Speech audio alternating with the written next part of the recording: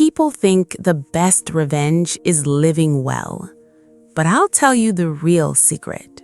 The perfect payback is sitting right across the dinner table from someone who hates you and letting them think they've already won. Welcome back to Mother's Cold Justice. Grab a cup of tea and get comfortable. The people in my stories had plenty of chances to do the right thing, and they chose not to. Drop a comment and hit subscribe. You're going to love it here. The funny thing about having a lot of money is that nobody believes you have it if you look poor. I mean that literally. Every day, I drive a beat-up Honda Civic with a rusted dent stretching all the way across the rear bumper. I wear cheap plastic reading glasses. It isn't some weird billionaire quirk, and I'm not trying to make a point. They just work. The lenses fix my vision, and the frames never slide down my nose. What else do you really need? My name is Evelyn Vance. For 30 years, I've run Vance Global Holdings, a massive international software company that quietly dominates the market. We operate overseas, and our payroll supports around 18,000 families. Last quarter, we cleared a net profit that would make you choke on your coffee. But if you saw me on a Sunday afternoon at a grocery store in suburban Portland, picking through bruised apples and stained sweatpants and worn-out running shoes, you'd probably offer me some spare change. You definitely wouldn't offer me a board seat, and I prefer it exactly that way. My son Marcus, bless him, didn't inherit my love for blending in. He's brilliant and handsome. He has his father's charm and, unfortunately, his father's taste for difficult women.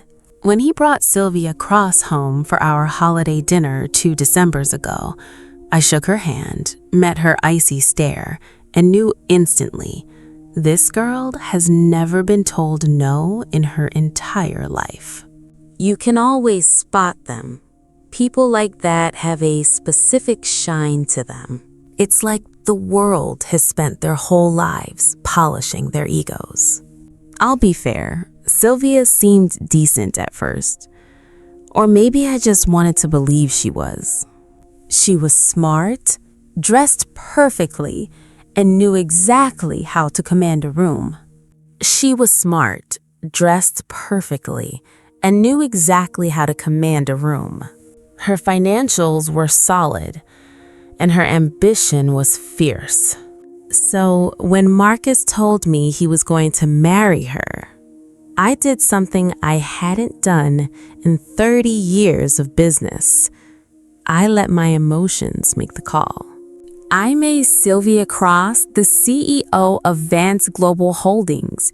She had absolutely no idea whose bank accounts funded her massive paychecks. As far as she knew, elite headhunters had discovered her.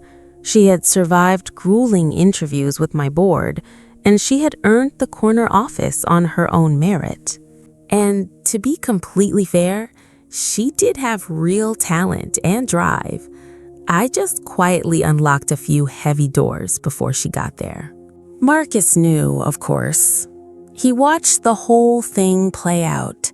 He found my maneuvering equal parts touching and deeply unhinged.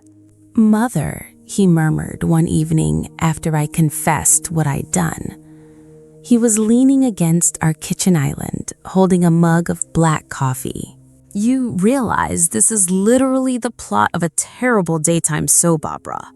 I prefer to think of it as aggressive legacy planning, I told him. He gave me a look. If you have kids, you know the exact look I mean. It's the one that screams, "I love you, but you have completely lost your mind." For about 4 months, everything ran perfectly. Sylvia managed the company brilliantly, better than I had expected, honestly. It annoyed me just as much as it pleased me, mostly because it meant Marcus had better judgment in partners than I was willing to admit. I certainly wasn't going to tell him he was right. Then, Late on a freezing Tuesday in November, Sylvia called me. She wasn't calling as a future daughter-in-law. She used the exact voice she always used with me, overly polite, slightly deferential, with that faint theatrical warmth ambitious young executives use when they think they're talking to a harmless old woman. "Evelyn," she said smoothly, "I'd love for you to join us for dinner. Meet my parents. They're just in town for a few days. Honestly, they've been asking a lot of questions about you." Something cold sank into my stomach. It wasn't panic.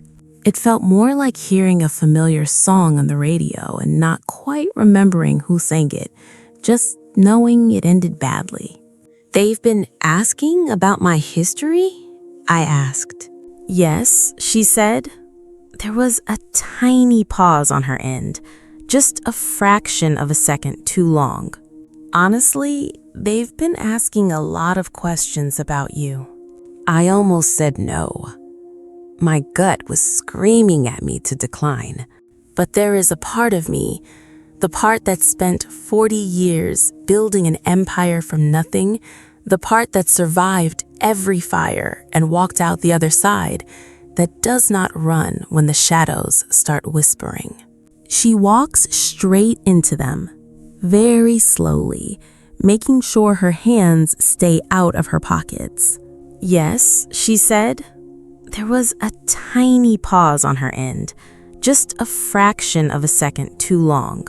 The restaurant was called the Monarch. It was exactly the kind of pretentious place where the leather menus lack prices.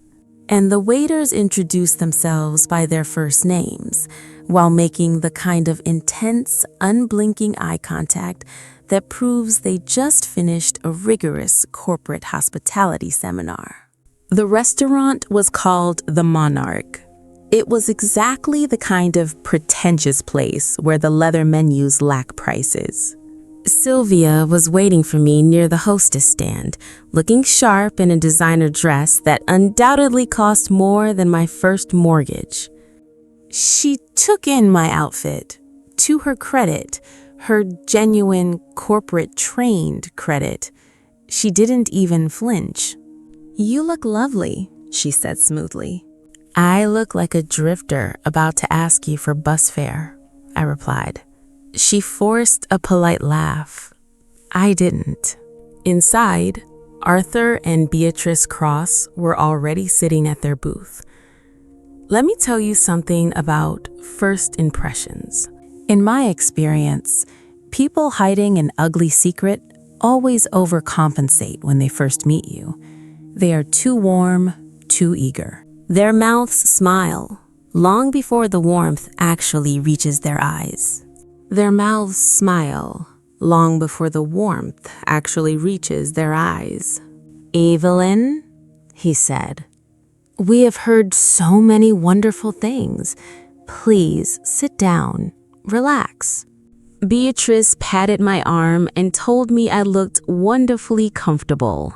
That is elite country club code for "I see your sweatpants and I do not consider you a threat."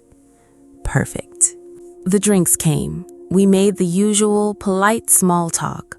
Sylvia brought up the company, threading the needle carefully, hiding the real details behind executive politeness, just like she always did around me. Arthur asked about my small house outside Portland, a detail Marcus had clearly shared. I told him I grew tomatoes in the backyard. He nodded, that hollow, rhythmic nod people use when they've completely tuned you out. And then, about 40 minutes into the dinner, right in the middle of the appetizers, and just as I started thinking I was just being paranoid, Arthur reached into the inside pocket of his tailored blazer. He pulled out a thick, cream-colored envelope, the kind of heavy stationery you don't buy at the local post office. He set it on the table right in front of me. He did it softly, but with intense purpose, the exact movement someone uses when they want you to know the contents carry absolute crushing weight. He folded his hands. Beatrice picked up her champagne glass. And Sylvia, this is the part I still think about, Sylvia stared firmly down at her plate. "Evelyn," Arthur said quietly. His voice dropped an octave, a clear signal that the pleasantries were over. "We've been wanting to have dinner with you for quite a while. There are certain things about your past, about your history, that we feel need to be discussed tonight." I looked at the heavy envelope. I looked at Arthur. I looked at Sylvia, who was currently studying her caviar like it held the secrets to the universe. And my mind whispered, here it is. 30 years of building an empire. 30 years of keeping my mouth shut. 30 years of assuming what happened with Julian Sterling was buried deep in the frozen dirt where I left it. I picked up my water glass and took a slow, agonizingly deliberate sip. "Arthur," I said, setting the glass down with a sharp metallic clink against the table, "before I open that, there's something you need to understand about me." He smiled. It was the patient, smug smile of a man who firmly believes he holds a winning poker hand. "Go ahead," he said. I leaned in closer. I never sit down at a table if I haven't already rigged the game. The envelope sat between us like a stick of dynamite with the fuse already lit. And nobody at that table, not Arthur, not Beatrice, and certainly not Sylvia, realized I was the one holding the match. A quick intermission. If you've read this far, do me a quick favor and hit subscribe. A lot of people read these stories without following, but it costs nothing and keeps this channel alive. I genuinely appreciate it. I didn't open the envelope right away. That is incredibly important. This whole situation was a game of chicken, and it heavily depended on who flinched first. Arthur Cross had clearly spent a massive amount of time choreographing this exact moment. The restaurant choice, the timing, the way the envelope was placed just so. It was a routine, but routines only work if the other person follows the steps you laid out for them. I had no intention of dancing. So I picked up my fork, cut a piece of my chicken, chewed it slowly, and let the suffocating silence hover over our table like an uninvited guest. Beatrice shifted uncomfortably in her seat. The smug little smile on Arthur's face started to crack at the edges. Sylvia still refused to look up. Finally, after what I calculated to be a highly satisfying 45 seconds, I put my fork down. I wiped my mouth with my linen napkin and reached for the envelope. Inside was a stack of paperwork. The copies were clean and meticulously organized. You could instantly tell a lawyer had put them together. I didn't actually read them. I didn't need to. The second my eyes hit the name printed across the top of the first page, my chest went completely numb. Yet I felt a strange, absolute wave of calm. Julian Sterling. Let me tell you about Julian Sterling. Back in 1990, Julian and I were partners. We were 25 years old, broke in that specific way only ambitious kids with zero capital can be broke. We had blueprints to build a tech startup in Seattle. Nothing flashy, just the back-end logic systems for warehouse logistics, the kind of invisible company that never makes the news but quietly keeps the world running. For 4 long years, we built it together. And for 4 long years, I ignored every single red flag that proved Julian wasn't the man I thought he was. He was skimming our shared resources. Not in massive, noticeable heists, but the way a parasite feeds. Invisible, persistent. He hollowed out our foundation from the inside, leaving a fragile shell that you wouldn't know was broken until you finally leaned against the wrong wall. By 1992, Julian had bled our shared accounts dry to fund his own operation. He built a rival firm entirely on the backs of clients he poached using my contacts in our confidential network. When I found out, I didn't scream or throw things. I went dead quiet. I spent 6 months documenting every single move, every wire transfer, every stolen contract, every forged signature. Once the file was thick enough to bury him 20 different ways, I sat across from Julian in that same cramped Seattle office and gave him a choice: shut down the rival agency, sign over his remaining shares, and walk away forever. Or I hand my entire file to the prosecutor, and he spends the next 10 years explaining himself to a judge. Julian chose to walk. I rebuilt the company alone, swearing I would never trust another partner as long as I lived. But there was one thing I didn't know, one blind spot I couldn't have planned for. Julian had a younger brother, 18 years his junior, a kid who was maybe 12 when all of this went down. A boy who grew up hearing only one side of the story, from a broken, bitter man who never once admitted what he'd actually done. That boy was Arthur. I looked up from the paperwork. Arthur was watching me with the terrifying intensity of a man who had waited his entire adult life for this exact second. "Where did you get these?" I asked quietly. "Julian kept records," Arthur said. "His own records. Everything you did to him, Evelyn. Every threat, every demand. Exactly how you forced him out of the company he helped build." I nodded slowly. "And you've been holding on to these for how long?" "Long enough," he said. "Julian died 5 years ago. Pancreatic cancer. He died with nothing, Evelyn. Absolutely nothing, because of what you took from him. And there it was, the raw grief buried underneath his corporate strategy. I'll be honest with you, I felt it. A small, quiet ache for the version of the story that Arthur believed was real, because he truly, deeply believed it. "Arthur," I said gently, "I'm truly sorry about your brother. I don't want your pity." "I know. What do you want?" He leaned in. "I want you to step down quietly from whatever role you still hold at Vance Global. I want a formal financial settlement. The number is in the envelope. I want you to pay it to my family as restitution for what Julian lost, and I want it done before my daughter's name gets dragged into the fallout." And that is when Sylvia finally looked up from her plate. I need to tell you exactly what I saw on Sylvia's Cross's face right then, because it matters. It changes everything that happens next. It wasn't the face of a co-conspirator. It was the face of a woman who had just heard something she was entirely unprepared to process out loud. The color drained from her cheeks. Her eyes darted frantically between her father and I. It was the specific, suffocating panic of someone who had been promised a normal dinner only to realize the menu was actually a ransom note. "Dad," Sylvia started. "Sylvia." Arthur's voice shut like a steel door.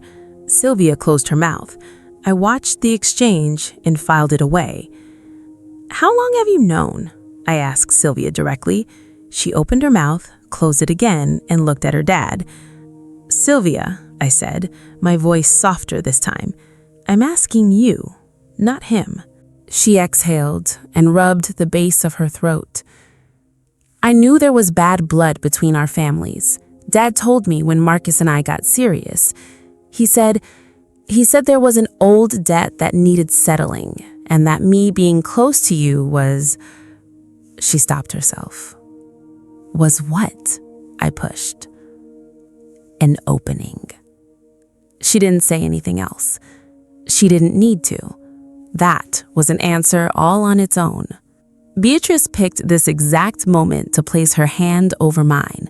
The warmth in her touch was so utterly manufactured, I almost asked to see the receipt.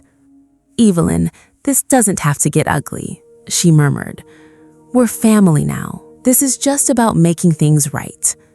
I looked at her hand resting on mine. I looked at her face. I looked at the rehearsed, patient smile she'd been keeping warm since before I walked through the restaurant doors. "Beatrice," I said pleasantly, "you need to listen to this next part very carefully. Here is the reality of a woman who's been playing this game for 40 years. You never walk into a room like this empty-handed. Not when your gut spent the entire week screaming at you. Not when a ghost like Julian Sterling is still rattling around in your closet. I had made a few phone calls of my own. I pulled a second envelope out of my pocket and placed it on the table. It was smaller, plain white, completely unremarkable. Julian's records are incomplete, I said, which makes sense. A man busy writing a fake history only keeps the pages that make him look like the hero. Arthur's eyes dropped to my envelope. What I have right here are the original bank statements from our joint ledger between 1990 and 1992. The withdrawal patterns, the wire transfers routed to a shell corporation registered under Julian's wife's maiden name. I have the emails where Julian explicitly laid out his plan to steal our client database and launch a competitor using my infrastructure. I also have a signed, sworn affidavit from Thomas Finch, Julian's accountant from that era. He is 72, perfectly healthy, and more than happy to testify under oath about exactly what he processed on Julian's direct orders. Arthur's face physically changed. The smug certainty evaporated. What replaced it was raw, jagged, and looked a lot more like pure agony than anger. "You ruined him," he whispered. The elegant dinner party polish was gone. "He ruined himself," I countered. "And then he fed you a fairy tale so he could die feeling like a victim instead of a thief. You blackmailed him. You forced him out." "I gave him a choice," I corrected. The exact same choice the criminal justice system would have given him, just with a lot less public humiliation. What he decided to do with that choice was entirely on him. Arthur stood up. It wasn't dramatic. It was just the slow, heavy movement of a man whose legs made a decision before his brain could catch up. Beatrice grabbed his sleeve. "Sit down, Arthur," I said calmly. "Please. Because we aren't done talking, and the part we have left, the part that actually matters, is about your daughter." For the first time since I sat down, I saw something in Sylvia's face that wasn't panic or shock or the practiced confidence of a girl raised to expect the world to hand her whatever she wanted. I saw real, genuine shame. "Sylvia," I said, "I need to tell you something. And I need you to hear me the way you would if I were just Evelyn, not your mother-in-law, not some old woman in stained sweatpants, just Evelyn." She nodded, barely a fraction of an inch, but she nodded. I leaned in. "I know who you are. I've known since before you ever walked through my son's front door, and what I'm about to say is going to completely dismantle everything you think you know about your life over the last 4 months." The waiter suddenly appeared right next to our booth. "Can I tempt anyone with some dessert?" he asked brightly. All 4 of us turned and glared at him. He backed away slowly. Sylvia Cross was about to find out that the unremarkable old woman in the ratty clothes wasn't a tourist in her world. I was the architect, and I was about to drop the blueprint right on the table. A quick reminder, if you've been reading this far and want more stories like this, it genuinely helps if you hit that like button and follow. 97% of viewers never do, but it's the only thing that keeps this channel running. So thank you, truly. I want to tell you something about the concept of a reveal. People think unmasking a secret is supposed to be loud.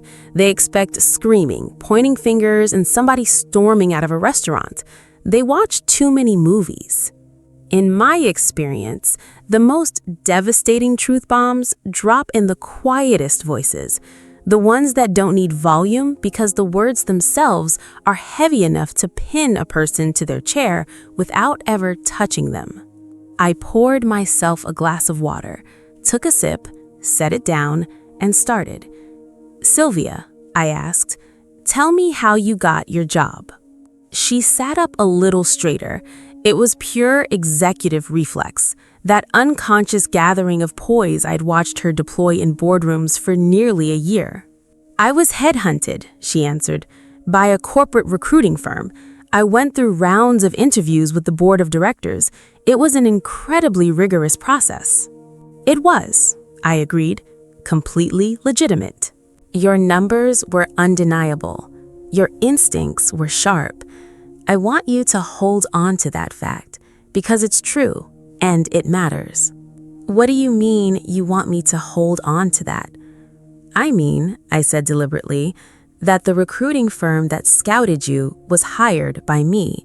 The board of directors you interviewed with reports to me.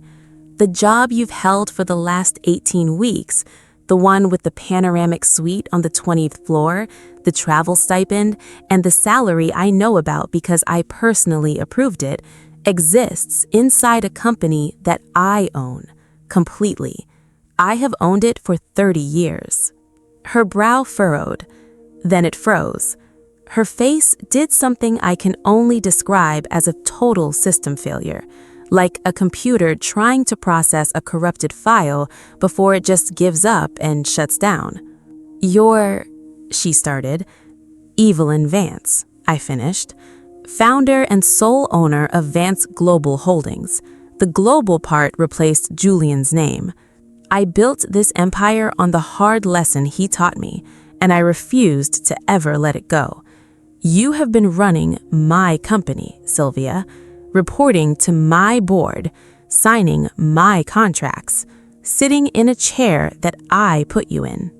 Dead silence. Arthur had slumped back down into his seat at some point. I hadn't even noticed. He looked like a man watching a building he'd spent decades constructing quietly implode floor by floor. "Why?" Sylvia asked. It came out younger than she meant it to, stripped of all that corporate armor, just a woman asking a deeply genuine question. "Why would you do that?" Beatrice let out a sound somewhere between a gasp and a sneer. "So this was all just some kind of twisted test?" "No," I said, turning to her with a patience I want you to know was entirely real. "This was me being a mother. There's a difference." I gave Sylvia a moment. I had just handed her a massive amount of weight, and I'm not a cruel person. I wanted her to find her footing before the next part, because the next part was going to force her to make a choice, and choices made while you're in a free fall are rarely the ones you stand by later. She ran both hands through her hair, exhaled hard through her nose, and stared at the tablecloth for a long time. Then she looked at her father. I watched something shift in her eyes that I hadn't predicted. It wasn't confusion anymore. It wasn't shame. It was something much colder and far more clear. "How long?" she asked Arthur. Her voice was quiet and flat. Arthur said nothing. "Dad." The sharpness in Sylvia's tone was something I'd never heard from her before. "How long did you know who Evelyn was?" "How long?" Arthur adjusted his lapels, a stalling tactic so transparent it was almost sad.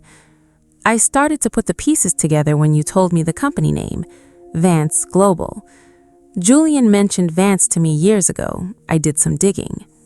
"When I told you the company name," Sylvia repeated slowly, "meaning before Marcus and I even got engaged. I was protecting our family." "You set me up," Sylvia stated. The words dropped out of her mouth like heavy stones. "You found out who I was working for and you saw an angle.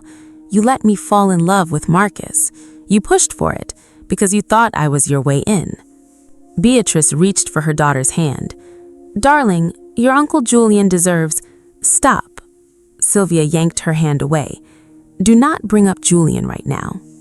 I stayed perfectly still, because what was happening across that table had absolutely nothing to do with me anymore. It was all about a young woman seeing her father clearly for the very first time. The only right move for me in that moment was to do nothing at all. Arthur tried a different tactic. The father angle. The one people pull out when logic completely fails them. Everything I did was for this family, Sylvia. That woman took everything from your uncle, from us. You were finally in a position to do what? Sylvia's voice cracked, then hardened into steel, the way it happens when you refuse to let a tear finish your sentence. Help you extort my mother-in-law? Use my husband's family to settle a 30-year grudge over a story that, based on what Evelyn just dropped on this table, wasn't even true to begin with? Arthur had no answer for that. I picked up my water glass again, mostly just to give my hands a job. After a long moment, Sylvia turned back to me. Her face was settled now, purposeful. I recognized it immediately. It was the exact expression she wore walking into a hostile boardroom. It was, I realized with a quiet surge of pride I kept entirely to myself, the face of a CEO. "I owe you an apology," she said. "You don't," I told her. "You didn't know." "I knew enough to feel sick about tonight, and I showed up anyway," she said. "I sat at this table while my dad pushed that envelope at you, and I stared at my plate. That's not who I want to be." I looked at her for a long time. "No," I said. "It isn't. And the fact that you know that is exactly why you still have a job on Monday morning." Relief washed over her face, though she tried her hardest to keep it dignified. "On that note," I said, turning my attention back to Arthur. He lifted his chin, the final, pathetic stance of a man who has lost the war but refuses to surrender his sword. "Those files you brought tonight," I pointed to the cream envelope, "are incomplete, misleading, and next to the actual proof I brought, completely useless. I want you to understand that. You walked in here thinking you had a loaded gun, and it turned out to be a Polaroid of a gun." Arthur said nothing. His jaw was working, but no words came out. "I'm not going to sue you," I went on. "Not because I couldn't ruin you, but because Julian was your brother. Grief makes people do things that the normal, uncorrupted versions of themselves never would. I get that. I really am sorry for the lies he fed you, and I'm sorry you wasted decades of your life carrying them." Beatrice's eyes were wet. She was staring hard at the tablecloth. I almost felt bad for her. Almost. "But you need to hear this next part," I said, my voice cutting through the tension. I leaned across the table. "I am only going to say it once. Sylvia is the CEO of my empire. Marcus is my son, and as of his birthday 4 months ago, he is the majority shareholder of that same empire. Your daughter married into the very thing you spent 30 years trying to steal a piece of. And the only reason any of that stays accessible to her, and by extension to you, is because she just proved to me 5 minutes ago that she is nothing like you." The silence that followed was the most expensive silence I've ever bought, and it didn't cost me a single dime. Arthur Cross picked up his linen napkin, folded it meticulously, and set it next to his plate. It's the universal gesture of a man who has run out of moves. "We should go," he murmured to Beatrice. She nodded silently. She didn't look at me, and she didn't look at Sylvia. They stood up. Arthur reached toward his inside pocket for the envelope, purely on instinct, then stopped and left it on the table. Smart man. He paused right behind Sylvia's chair on his way out. "Sylvia, I'll call you." Sylvia didn't turn around. "Later. Not tonight. Later." The emotional distance inside those 2 words could have filled the entire restaurant. Arthur and Beatrice walked out of the Monarch. I watched them go and didn't feel any grand, dramatic triumph. I just felt the quiet, deeply settled relief of a 30-year-old chore finally being crossed off the list. Sylvia and I sat in silence for a minute. The waiter materialized again, bless his heart, carrying the bright confidence of a man who figured the storm had passed. "Dessert?" he asked. Sylvia looked at me. I looked at Sylvia. "You know what?" I said. "Yes. What's the chocolate thing?" "Bring us 2 of those," I told him. "And coffee. Real coffee. None of that decaf nonsense." The waiter hurried off. Sylvia let out a massive breath that sounded like she'd been holding it in since the appetizers. "Evelyn," she said. "Yeah. I need to ask you something, and I need the absolute truth. Always." She looked me dead in the eye. "Do you genuinely trust me to run the company? Not as Marcus's wife, as a CEO." I thought about the question the way it deserved to be thought about. 6 months ago, I said, you completely gutted our Asian supply network and saved us $5.2 million a year. You did it without anyone asking you to. You found the leak, built the patch, and pitched it to the board before I even knew we had a problem. I paused. "So yes, I trust you." She nodded slowly, letting the reality settle. "But," I added, she looked up. "Monday morning, you and I are having a real conversation. Not mother-in-law and daughter-in-law. Not owner and CEO. Just 2 women. We're going to lay out exactly what we both know and figure out how we move forward. No more gaps, no more weird mysteries about my wardrobe." The corner of her mouth twitched. "You're really not going to stop wearing those sweatpants, are you?" "The sweatpants are strictly non-negotiable," I said firmly. She laughed, a real, genuine laugh, the first real sound I'd heard from her all night. The lava cakes arrived and we ate them. The chocolate was obscenely good. I made a mental note to leave the waiter a massive tip on the way out, because frankly, the man had earned hazard pay. I drove home in my beat-up Honda Civic with a dented bumper. The city lights blurred past the glass, and I just let myself breathe. I thought about Julian Sterling, the ambitious kid he was before the greed dug its claws into his brain. I thought about Arthur, sitting somewhere in the dark tonight with a fake story he'd have to rebuild from the foundation up. I thought about Sylvia, driving home to my son, trying to figure out how to explain a dinner that just completely rearranged her reality. I thought about what it really means to build something, not just a corporation, a way of moving through the world that guarantees when someone finally comes for you, and someone always comes for you eventually, you aren't caught off guard at a fancy restaurant. You are already 10 steps ahead. I pulled into my driveway, sat in the dark car for a minute, and just looked at my house. It was modest, warm, and the hallway light was blazing because Marcus had stopped by earlier and he never remembers to turn it off.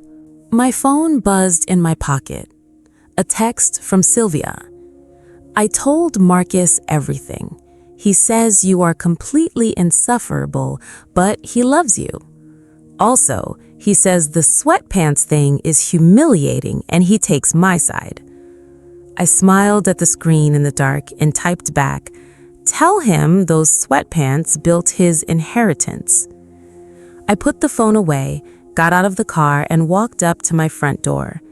Somewhere across the city, Arthur Cross was sitting with an empty envelope and a story full of holes, and I was going home to check on my backyard tomatoes. Some people build empires to prove something. Evelyn Vance built hers to protect something. There is a massive difference, and tonight, finally, every single person at that table understood it. If you liked this story, join our community by hitting that like button and subscribing for more real, unfiltered, family-centered stories. And as always, thank you for being part of the channel.